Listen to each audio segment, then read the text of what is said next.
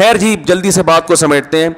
تو کسی کے سامنے ایسی تعظیم جس میں یہ آپ کا یہ نظریہ ہو کہ یہ میری بگڑی بنا سکتا ہے, مجھے نفع پہنچا سکتا ہے, نقصان پہنچا سکتا ہے, تو ایسی تعظیم اسلام میں کیا ہے میرے بھائی؟ شرک ہے, اور یہ اسلام میں جائز نہیں ہے. تو اور وہ تعظیم جو اس کے علاوہ ہو, بڑوں کا احترام ہے, وہ شرک نہیں ہے. تو میں نے جو موضوع شروع کیا تھا انتم الفقراء الی اللہ, اے لوگو تم سب اللہ کے در کے فقیر ہو, سارے کے سارے اللہ کے در کے فقیر ہو. تو اللہ انسان کو یہ چاہتے ہیں کہ دونوں قسم کی تعظیمیں, اچھا ایک تعظیم یہ ہوتی, ایک ہوتی ہے تعظیم, ایک ہوتی ہے اپنے آپ کو دوسرے کے سامنے ذلیل کر دینا. کسی کی تعظیم تو رسپیکٹ ہے نا, وہ تو جائز ہے, لیکن اپنے آپ کو کسی کے سامنے ذلیل کرنا جائز نہیں ہے, یہ اللہ برداشت نہیں کرتے. اور ذلیل کیسے کیا جاتا ہے؟ ذلیل مختلف طریقوں سے کیا جاتا ہے. بعض لوگ ایسا جھک رہے ہوتے ہیں اپنے باس کے سامنے کہ جیسے بھی گر جائیں گے سردے میں, لیکن ذلیل ہونے کی سب سے بڑی علامت ہے کسی سے بھیک مانگنا. آج ہمارے معاشرے میں لوگوں سے مانگنے کا عنصر بڑھتا چلا جا رہا ہے. اسلام نے استغنا سکھایا ہے کہ دوسرے کی جیب میں جو کچھ ہے اس سے مایوس ہو جاؤ, وہ تمہارا ہے بھائی, وہ میرا نہیں ہے. لوگ اپنی دولت کیوں چھپاتے ہیں؟ اس لیے چھپاتے ہیں نا کہ اگر بتا دیا تو قرضہ مانگنے آ جائے گا کل. یہ ایسا ہی ہوتا ہے کہ نہیں ہوتا؟ بیگم سے بھی چھپایا جا رہا ہے. بیگم کو لوگ صحیح تنخواہ نہیں بتاتے کہ یہ پھر مانگنے آ جائے گی. ساس کو نہیں بتاتے, ساس مانگ لیں گی. داماد کو نہیں, سسر کو نہیں بتاتے, دوستوں کو نہیں بتاتے. ہر آدمی چھپا رہا ہے. میرے تو تعلقات ہر طرح کے لوگوں کے ساتھ ہیں نا. بعض لوگ بڑے مالدار ہیں, غریب بھولیے میں گھومتے ہیں, مجھے بتا دیتے ہیں, ان کو پتہ ہے یہ ہم سے پیسے نہیں مانگے گا. الحمدللہ یہ ایک امیج اچھا پبلک کے سامنے گیا ہوا ہے. تم جن کو بہت اعتماد ہوتا ہے نا, کئی سال رہنے کے بعد وہ بھی بتاتے ہیں, ان کو ڈر ہوتا ہے مولوی صاحب بھی کیا مانگیں گے, پیسے ہی نہ مانگ لیں کہیں. اگر بتا دیا, مانگنا جائز ہے استغنا کے ساتھ, وہ تو کسی سے بھی مانگا جا سکتا ہے. بھائی یہ ضرورت ہے, اگر دینی ہے دو, نہیں دینی تو نہیں دو. یہ تو یہاں تک تو ٹھیک ہے. بھائی مسجد میں بالفرض, ابھی تو ہمارے وضو خانے میں ضرورت نہیں, ایک مثال دے رہا ہوں, بھائی ضرورت ہے, آپ لوگ دیکھ رہے ہیں, بھائی بنا دو تو ثواب ملے گا, نہیں بناؤ تو میرے باپ کا تھوڑی ہے, میرے گھر کا وضو خانہ تھوڑی ہے. ٹھیک ہے نا بھائی, یہ یتیم خانہ خرچ کر لو, ثواب ملے گا. نہیں کرتے تو میرے بچے تو یتیم الحمدللہ نہیں ہے, لیکن ثواب ملے گا آپ کو اگر کرتے ہو یتیم خانوں پہ خرچ. وہ مدرسہ بن رہا ہے, یہ تو جائز ہے, یہ فرد واحد سے بھی مانگ سکتے ہیں. لیکن ایک مانگنا وہ ہوتا ہے جس میں سامنے والے کو یہ احساس ہو کہ یار یہ کیا مصیبت بن گیا یہ آدمی. تو اس لیے لوگ اپنی تنخواہ, اپنی انکم دوسروں کو بولو بھائی نہیں بتاتے. اور میں خود بھی بھگتا ہوا ہوں. میرے والد صاحب کا انتقال ہوا تو مجھے بڑی وراثت ملی تھی, میں نے بتا دی, ہمیں تجربہ ہی نہیں تھا. دوسرا پوچھ رہے کتنے پیسے ملے, میں نے کہا اتنے ملے ہیں.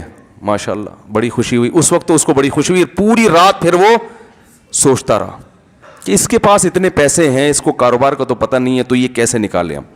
دوسرا آیا, مولانا صاحب ماشاءاللہ آپ کے والد صاحب کا انتقال, اللہ تعالیٰ ان کی مغفرت فرمائے, آپ کو ماشاءاللہ وراثت کتنی ملی؟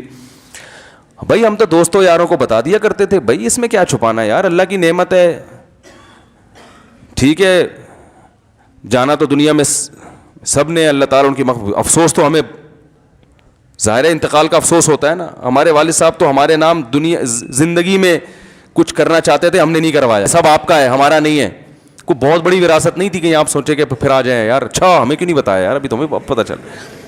جتنی بھی تھی, چاہے 5,000 ہو, چاہے 10,000 ہو, چاہے 1 کروڑ ہو, چاہے 5 لاکھ ہو, چاہے 2 لاکھ ہو, ہر چیز کے خریدار مارکیٹ میں موجود. اگر آپ بولو گے مجھے 1 لاکھ روپے ملے تو یہ بھی بہت سے لوگوں کی نیندوں کو 1 لاکھ بھی اڑائے گا کہ یار 1 لاکھ بھی تو پیسے تو ہے نا, تو 50,000 لگا دو, 50 آپ کے 50 میں 50 دے دو, تو میں اس سے 1 مہینے میں اتنے کما کے یہ اصل بھی ریٹرن ہو جائے گا. ٹھیک ہے, ایسے ڈرامے ہوتے ہیں. تو جو ہے وہ کیا نام ہے, ہم بے وقوفی میں بتا دیا کرتے تھے بھائی اتنے ملے, آپ کو کتنے ملے, بھائی اتنے ملے. کیا کیا ملا, بھائی یہ ملا. تو وہ ماشاءاللہ ایسا بھگتا ہم نے طبیعت سے. بڑے قریبی لوگ آ کے, بھائی ایکچولی ایک بزنس ہے میرے دماغ میں, میں چاہتا ہوں کہ آپ ویسے ہی مولوی آدمی ہے, پیسے ختم ہو جائیں گے, تو ایکچولی ایک بزنس ہے میرے ذہن میں آیا. میرے تو کوئی شوق نہیں, لیکن آپ کا فائدہ ہو جائے گا. اور ہمیں چونا لگا کے ادھر فلاں نے اتنے ہزار اس کو پکڑا ہے, اتنے ہزار اس کو پکڑا ہے, وہ کپڑے کا کاروبار کرے گا, وہ پلاٹوں میں انویسٹمنٹ کرے گا, وہ گولے گنڈے کی ریڈی لگائے گا, وہ سبزیوں کا کاروبار کرے گا. اور اس کے بعد ایک دن آیا کہ ہم اپنی ایف ایکس کو 40,000 میں قسطوں پہ ایف ایکس خریدی میں نے, سمجھ رہے ہو, وہ بھی ایک شاگرد نے زکوٰۃ سمجھ کے مجھے دے دی ہوگی, پیسے لیے اس نے, لیکن بعض دفعہ انسان کہتا ہے اب کیا یہ بغیر فری میں تو لیں گے نہیں. 40,000 کی ایف ایکس خریدی میں نے قسطوں پہ, ڈینٹنگ پینٹنگ کا کام ہاتھ سے کیا ہے اس میں, یعنی چھت گری ہوئی ہے تو یوں کیا, تو ایف ایکس میں یہ بڑا فائدہ. وہ پھر دوبارہ اللہ نے الحمدللہ, اب میں کوئی ایسا غریب آدمی نہیں ہوں, اللہ کا شکر ہے, سب کچھ کھانے پینے کو اللہ دے رہا ہے ہمیں, دوبارہ اللہ نے کھڑا کر دیا اپنے پاؤں پہ. بلکہ اس سے بھی گئے تھے, وہ بھی بہت بعد میں لی. تو لوگ کیوں چھپاتے ہیں بھائی, بتا دیا تو فوراً اس کے دل میں فاسد خیالات آنا شروع ہو جائیں گے. تو آپ اپنے آپ کو ایسا بنا دیں کہ لوگ آپ پر اعتماد کر کے بتائیں کہ میرے پاس 1 ارب روپیہ ہے, ٹھیک ہے نا, ایسا اپنے آپ کو بنا دو. اس کو پتا ہے بھائی اس کی صحت پہ کوئی اثر پڑنے والا نہیں ہے کہ اس کے پاس 1 کروڑ ہے, 1 ارب ہے, 10 ارب ہے, 20 ارب. میرے پاس بڑے بڑے لوگ آتے ہیں, بتاتے ہیں میری اتنی فیکٹریاں ہیں, میرے اتنے, میں اتنا ارب پتی آدمی ہوں, میرا یہ کارڈ رکھ لیں, ادھر ہم کارڈ لے کے ادھر ڈسٹ بن میں, الحمدللہ میرا یہ معمول ہے.